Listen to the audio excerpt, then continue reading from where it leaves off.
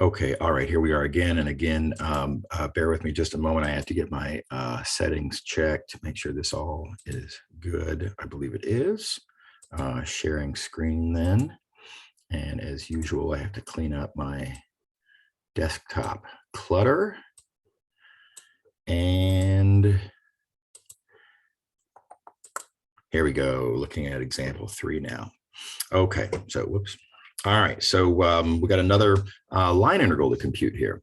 And now notice this is in 3 dimensions. For one thing, the vector field that's given has 3 coordinates, right? And then you also can see here that just from the way this is written, it's clear that there are 3 variables. Now, I emphasize, note it isn't clear from this, right? That alone, there are no z's in there. So, you know, this business about looking at the algebra and looking at which variables are there and which variables are not there, you can't really rely on that if, you know, at least in the one direction. When the z is there, you know, but when it's not, it doesn't mean anything. Okay, anyway, clearly, 3 coordinates in the vector field. This is in 3 dimensions. And so here we are. And let's clean up from last time here. So we are back in R3 doing vector calculus. We've been asked to compute a line integral. And let's start thinking about what we have. So again, we have a vector field given. Fine. The diagram tells me I should compute the curl of my vector field and see what I get. And so we do that. And here we go. Computing the curl. Let's see the first coordinate, the y partial of that, which is 0, minus the z partial of that, which is 1. Then we have the z partial of that, which is 0, minus the x partial of that, which is 1. And then we have the x partial of that, which is 0, minus the y partial of that, which is 1. So there's our curl. It's not 0. Being as we got not 0 there, that means there is no anti-gradient function. That means the fundamental thermal line integrals is off the table. It's not going to happen. Don't waste your time trying to find an anti-gradient or anything of the sort. Okay. All right. So in fact, I think what I'm going to do here is I'm going to now circle just this, because that's the only, you know, this being a circulation is my only hope for possibly being able to use one of these cool theorems. And this is right out. So I'm just going to cross that fully out. Okay. All right, next, I have a curve given to me. I need to understand this curve. In particular, what I really need to know is there an anti-boundary surface? That's what we really want to know. And now, if there were a way for me to conveniently compute the boundary points of my curve, right, then that would be a way of deciding. So with that in mind, let's look back to here. And, you know, finding the endpoints isn't particularly convenient the way this is written. The way this is written, I'm just given 2 surfaces, and I'm told that my curve is the intersection of those surfaces. It's not given parameterized, so I'm not going to really need to capitalize on that, you know, boundary lifetime theorem business. It doesn't help me. So I'm going to just draw a picture of these surfaces, try to understand what my curve is. So here we are in 3 dimensions, and let's draw this one first. There's a cylinder. That looks like the hard one, so I like to do the hard one first. It's a cylinder. It's centered on the z-axis. Radius is 1.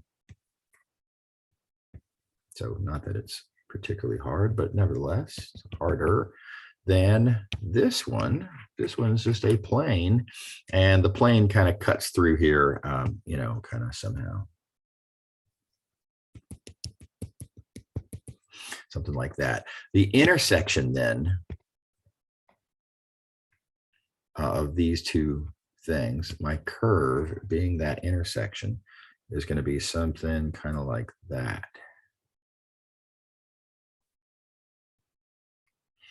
There we go. Okay. All right. Is this a boundary? Yeah. I mean, again, it kind of jumps out of the picture at me in this case. I can just see right away. Yeah, sure. This is easiest example. This is the boundary of that piece of the plane. Okay, so back to the diagram, and I didn't need to do that at all, but yes, there is an anti-boundary surface. That means that yes, I can use Stokes's theorem, and we can proceed. So in order to use it, of course, now I know what my surface is. We're good on the surface.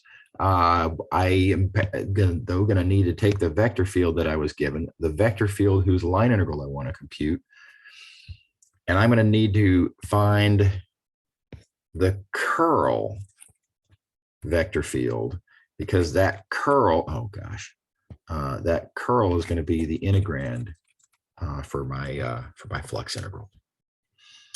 Oh, good news. We already computed that curl. Right, here it is, the curl right there. So this curl calculation did us a couple of favors. Computing this curl, on the one hand, that's what eliminated the fundamental theorem of line integrals as a possibility. It's also, as we see now, going to be my integrand for my Stokes' theorem calculation. Okay. All right. So I need to compute then, let's see here. So I'm going to call this surface S. I need to compute the flux through S of the curl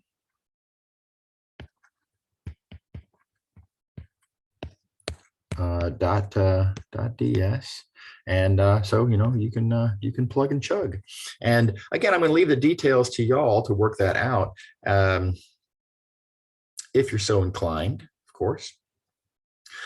There are a couple little issues that I have ignored here, though, that we do need to talk about. Notice I didn't do anything with the orientation, and that is a problem. Orientations matter. Orientations are a big deal. So let's think that through now. We are given, in terms of orientations, that my initial curve is oriented counterclockwise as seen from above. Now, of course, you've got to say as seen from where when you're talking about clockwise and counterclockwise in 3 dimensions, because from the other side it always looks the opposite. So as seen from above, counterclockwise. Okay, so that means like this. Okay. All right, now what does that mean then about the orientation of my surface here? Well, my surface has to be oriented in such a way as to induce the correct orientation on the curve, this given orientation on the curve. So I got to think through both options. Now, again, I'm going to start with the wrong one so that we can see both in action. And so let's consider the possibility that maybe the orientation is downward like that. Well, so right hand, thumb in the direction of that normal vector. Look at what your fingers do, right? And well, that would have me going around that way, and that's just wrong. That's not the correct orientation. So of course, then I try the other. Try the upward orientation, and again, right hand, thumb in the direction of the proposed orientation normal. Look at the fingers. How does that make a swirl? And the swirl is the correct direction. And so there you go. That's the correct orientation on my new surface that I've made up. So this here is oriented upward. Okay. All right. So how do we compute this flux? Now, there's a couple of things to say about that. The direct way to do it would be to kind of forget about we don't need, well, I guess it's harmless. I'll leave it there. But we don't really need these surfaces immediately. We're not really doing anything with these surfaces other than how they help us understand the yellow surface. the new surface S. So parameterize and plug and chug, right? And what I know about S is, let's see here, well, S is part of my blue surface. Let me do it like this. It's part of that blue surface. I can solve for Z. Therefore, viewing it as a graph, I can therefore use the graph parameterization.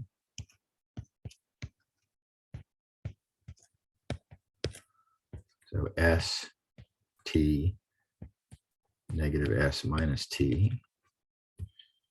My graph parameterization, take the various partials, blah, blah, blah, check and make sure that it's oriented correctly. Make sure that it is indeed oriented upward. If it's not, you have to put in your little apology. Whoops, I accidentally parameterized this backwards, and then put in the corresponding minus sign, and then just proceed. Keep going. That minus sign fixes the issue, but you do have to check. You got to make sure to check and make sure that it's right. In this case, it's going to be right. Okay.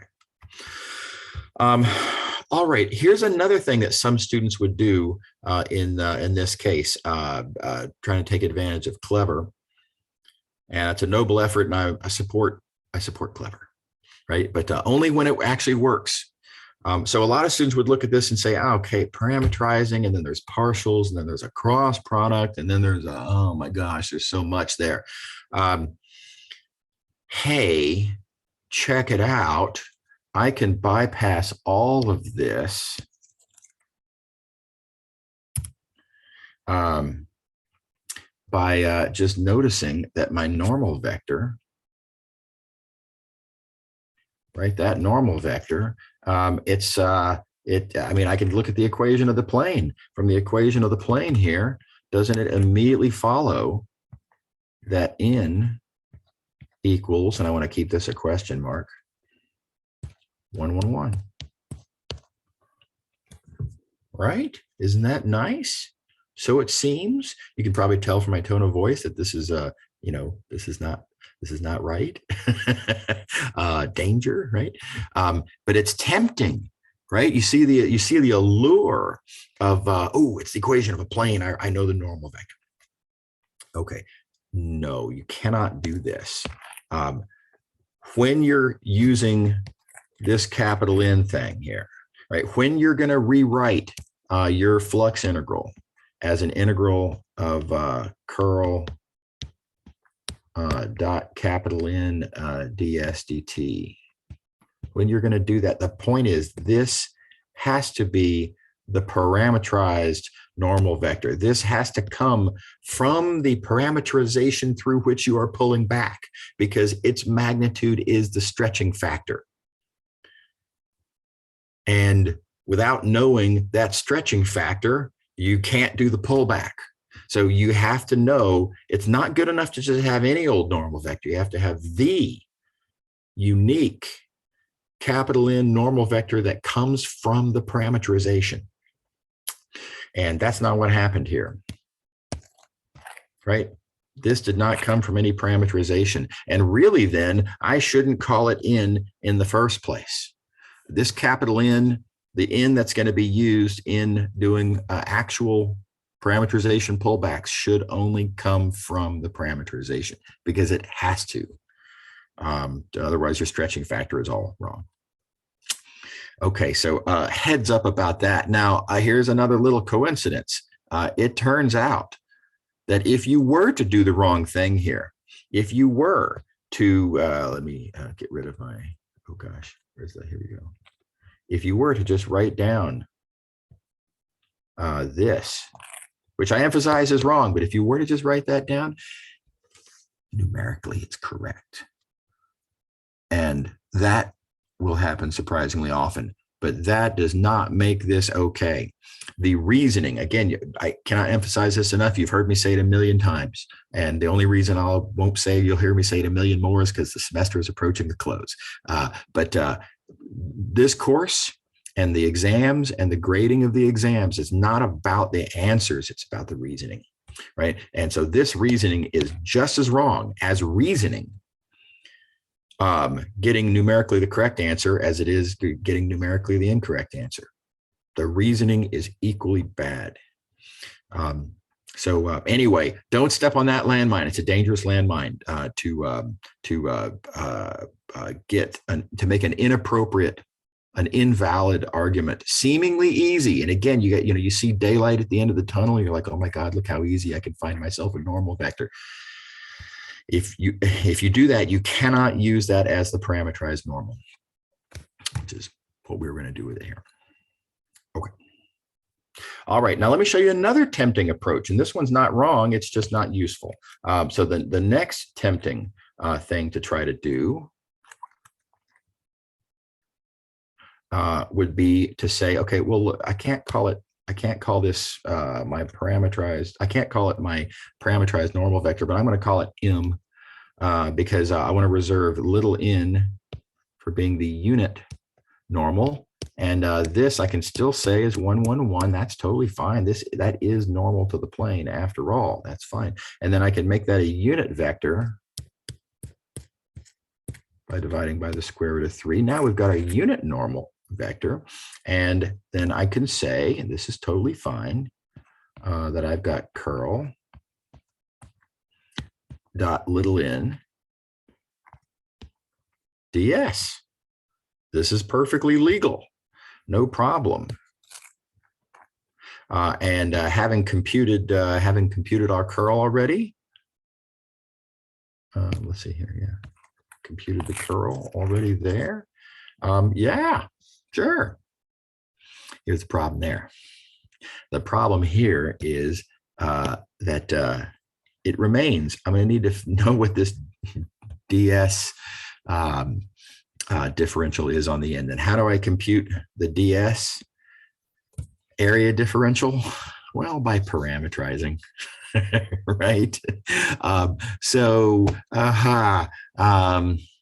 the whole point, in some sense, of trying to write down your unit normal, the whole point of that was to avoid parameterizing in the first place, parameterizing and having to find capital N.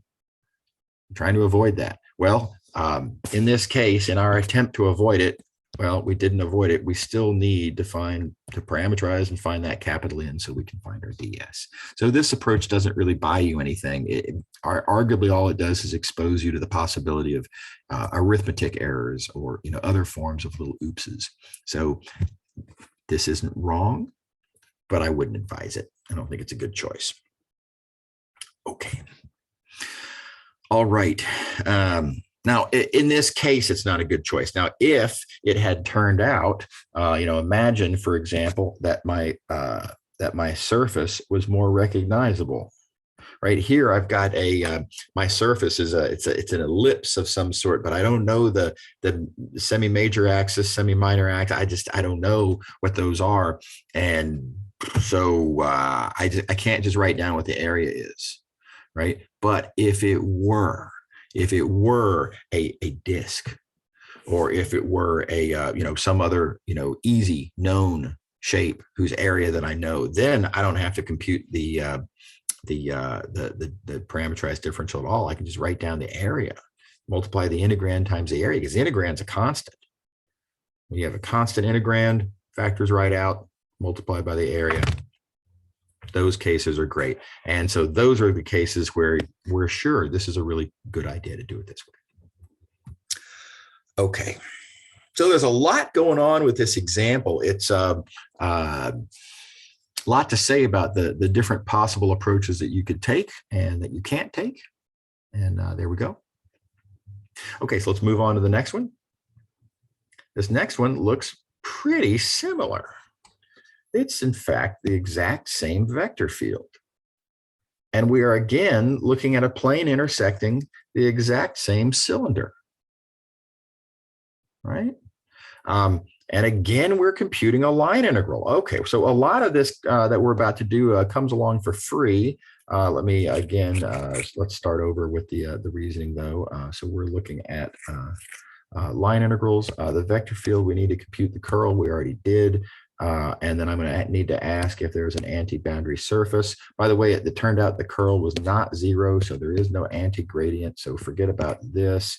And that's why I redrew and said, okay, what we really need to do is compute that, which, well, I shouldn't say that, which I hope I can call a circulation. I hope it's a closed curve. And then we look back and think, yeah, it is a closed curve. Yeah, sure. So we are computing a circulation. In fact, I'll go ahead and circle this whole thing. So again, we're going to be thinking in terms of using Stokes' theorem. And it's tempting to say, well, it's just a different plane, so there's going to be different details than last time, but shouldn't we do pretty much the same thing? And you could, but something really, really nice happens here. There's a wonderful little bit of good fortune. And that's what I want to write down. Okay, so we've got a line integral around a curve that is a boundary of a surface of f dot dx. And we're going to invoke Stokes' theorem and say, well, therefore, that's the flux through that surface of the curl dot ds vector. And sure, you could take this, parameterize, replace the ds vector with capital N ds dt. That would be the sort of the right down the pipe standard way to do it.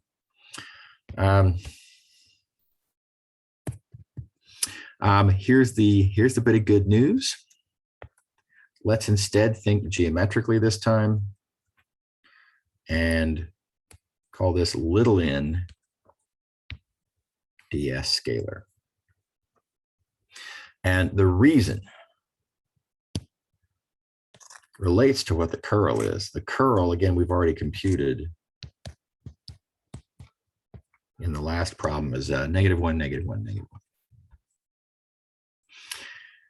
And real quick, I need to draw a picture now of my thing here. I've got, as before, oh, let's see here. I should mix my colors. I've got this cylinder intersecting with, with this plane.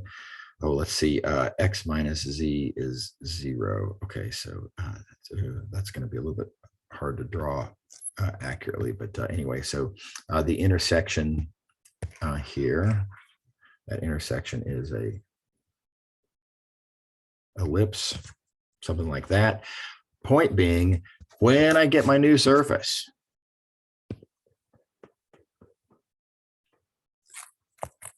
this new surface, and I want to understand its normal vector, right? I want to understand, let's think in terms of its unit, color choices, I'll use red.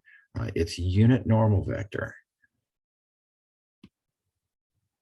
It is, of course, the unit normal vector for the plane that I was given in the first place, which I can see right there. And I can immediately write down 1, 0, -1.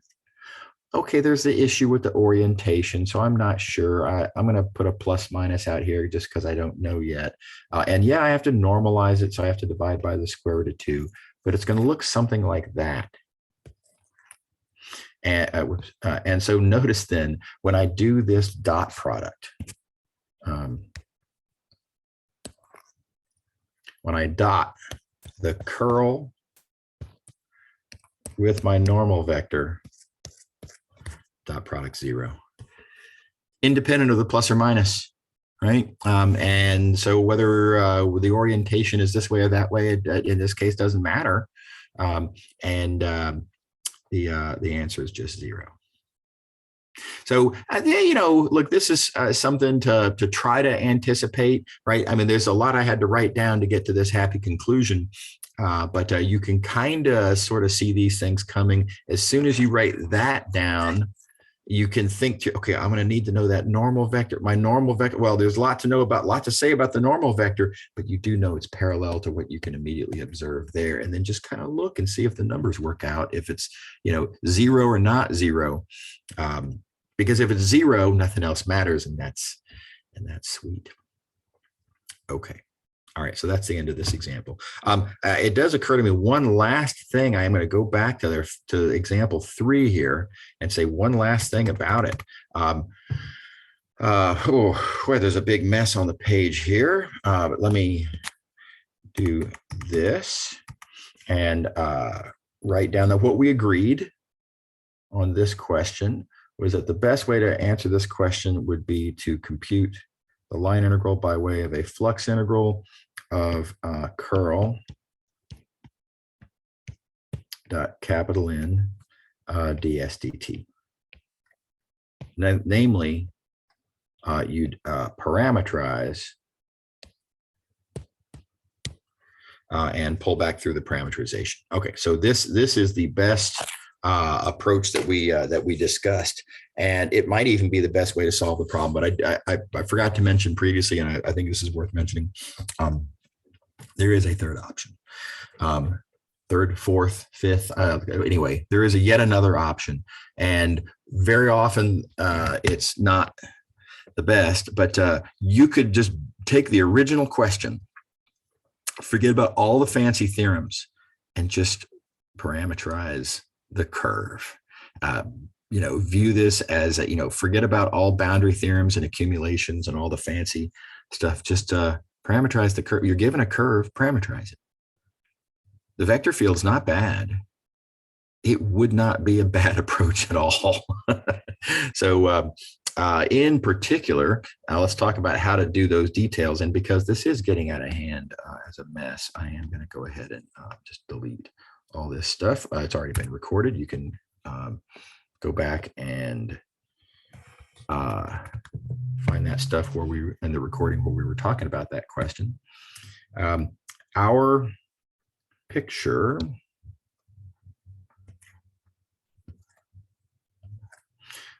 something like this. Let's see. So we're on the cylinder and we're cutting it with this plane. Yeah, so that's right. So our curve is well, I better draw. Okay, the cylinder. And then the plane, hard to, like that. And so our intersection curve, something like that. And this isn't hard to parameterize. As it turns out, I can write down pretty easily my parameterization, namely x, y, z, using the following tricks. The x and y coordinates come straight out of that cylinder. X squared plus y squared is 1, which is an old friend, right? So I can parameterize x and y coordinates by just saying cosine t sine t.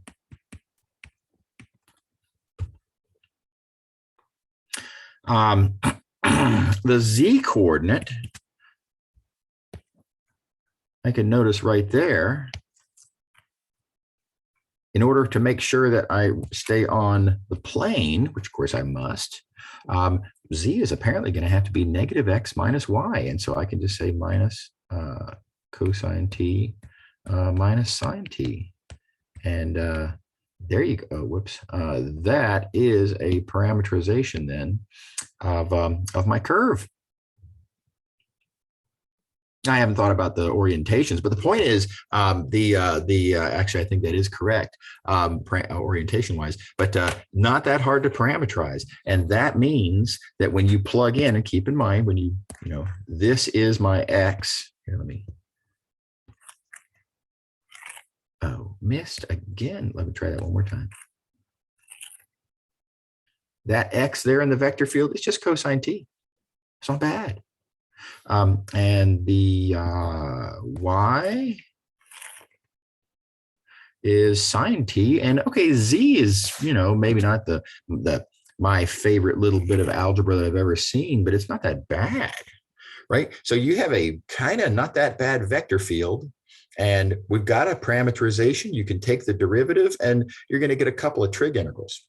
So maybe this approach might be just as good as using Stokes' theorem. So, don't feel like you're obligated to use fancy theorems just because they exist, right? You're welcome to look for the reasonable opportunities when they turn out reasonably to do them like this. Because it works out reasonably. And just for comparison, though, let's point out if you were to just plug and chug on this one, not reasonable. This is going to be brutal, right? This is not tractable, and that is not a reasonable approach for a question like this one. But it's just fine here. Okay. All right. So that's examples 3 and 4. I'm going to stop the recording. Again, we'll do examples 5 and 6 in the next recording. Okay. See you in a second.